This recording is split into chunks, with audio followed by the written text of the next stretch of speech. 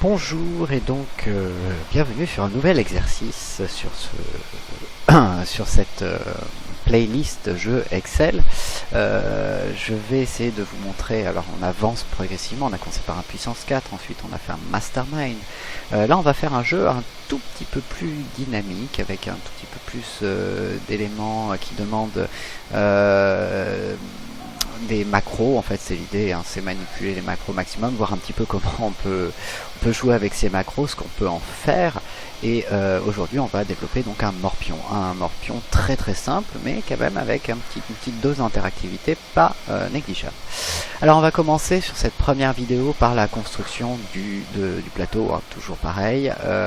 Donc je vais créer un morpion, c'est très simple, hein, c'est 3 cellules par 3 cellules. Donc ce que je vais faire, c'est que je vais comme d'habitude créer ce damier ce futur plateau. Donc pour ça, très simple, je sélectionne d'abord la colonne B, C et D, j'agrandis la colonne B et je vais obtenir donc comme ceci la même taille pour mes colonnes B, C et D. Ensuite je vais faire la même chose avec les lignes, je vais sélectionner la ligne 2, 3 et 4, agrandir la ligne 2 pour avoir à peu près quelque chose d'à peu près carré, un damier à peu près carré, voilà.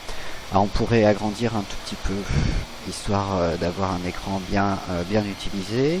Hop, en tout cas pour mon écran.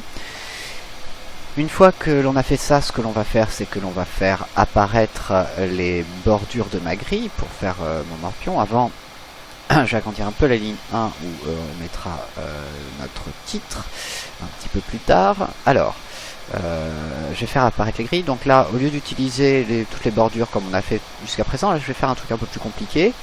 Je vais aller dans la liste des bordures là, et je vais aller dans tout simplement tracer les bordures, qui va me permettre de tracer certaines bordures de manière spécifique, comme ceci. Je vais pouvoir, comme ceci, donc dessiner en fait ma grille. Ah, bon, j'ai été un peu loin, un peu vite. Voilà. Alors bien entendu, ces bordures, elles sont modifiables. On peut mettre des couleurs de lignes différentes. On peut mettre aussi des styles de traits différents. Si je voulais mettre par exemple un double trait, j'aurais eu la possibilité comme ceci, en choisissant donc double trait. Là, ce que je vais faire, c'est que je vais mettre des traits un peu plus épais, histoire qu'ils se voient bien. Voilà. Et grâce à ça, donc, je vais dessiner mon carré. Je vais désélectionner en cliquant sur mon bouton afin de ne plus avoir le crayon pour dessiner mes bordures. Une fois que j'ai fait ça, je vais déjà vérifier mes deux symboles que je vais utiliser. Donc pour ça, je vais dans insertion, symbole, et je vais regarder le code caractère pour deux de mes symboles. Je vais utiliser la police Windings 2 comme d'habitude pour ça, et je vais regarder donc le code pour mes ronds. Donc les ronds, on va dire ça va être celui-ci. Le code ici de Windings 2, c'est 155.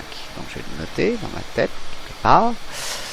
Et je vais utiliser bien entendu la croix. La croix, je vais utiliser celle-ci qui va être la croix 210, en code 210. Donc je vais retenir ces deux codes puisque je m'en servirai tout à l'heure pour afficher, selon si c'est le joueur 1 ou le joueur 2, qui c'est qui va placer le pion. Voilà l'idée. Bien entendu, on va se faire en dessous une grille. Donc je vais me placer ici sur la colonne 7 qui va récapituler cette fois. Donc je vais faire apparaître toutes les bordures de cette grille. Mettre un style de trait plus simple. Voilà. Sélectionner toutes les bordures. Voilà.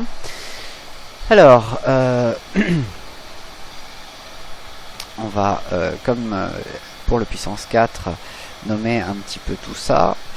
Donc ça c'est ma colonne 1, colonne 2, colonne 3, ma ligne 1, 2, 3. Voilà, c'est ici que je mettrai donc ce qu'il y a en visuel ici.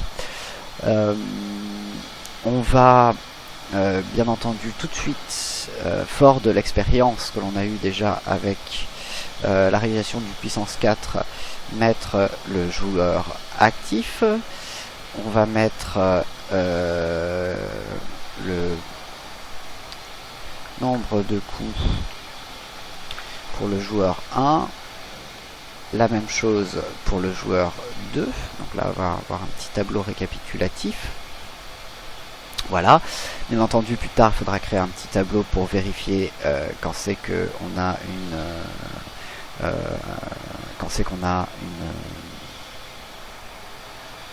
un puissance, enfin c'est un puissance 3, hein, quand on a un morpion, quelqu'un qui a gagné tout simplement. On va bien entendu, comme pour le puissance 4, rajouter ici, alors j'ai fusionné de cellules pour ça.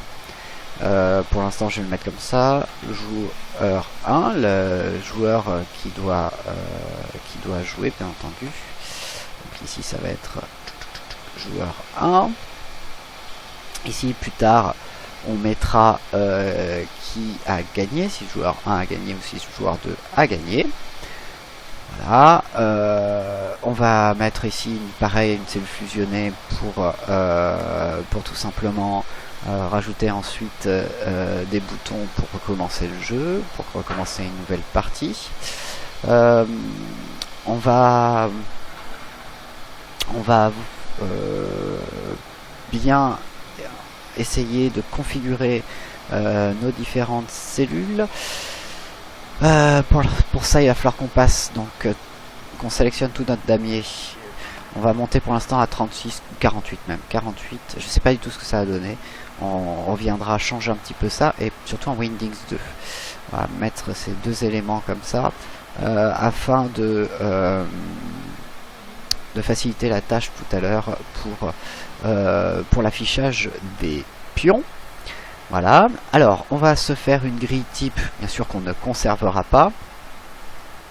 On va inventer donc un jeu, donc joueur 1, joueur 2, joueur 1, voilà.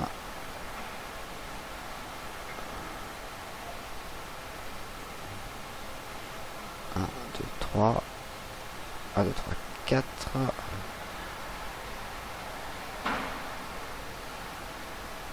1, 2, 3, 4. Voilà.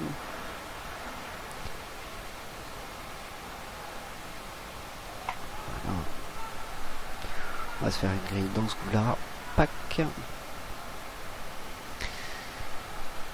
Ok. Ça nous permettra d'afficher ici une grille avec les différents éléments.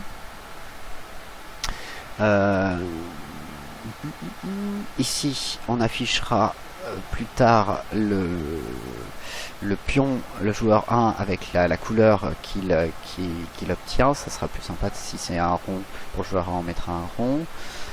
Bon, bah, au niveau interface, je pense qu'il y aura des choses à rajouter, mais là, on devrait être pas si mal. On va tenter avec cette interface là, et donc dès la vidéo suivante, ce qu'on va faire, c'est qu'on va s'occuper de faire afficher nos pions sur le damier.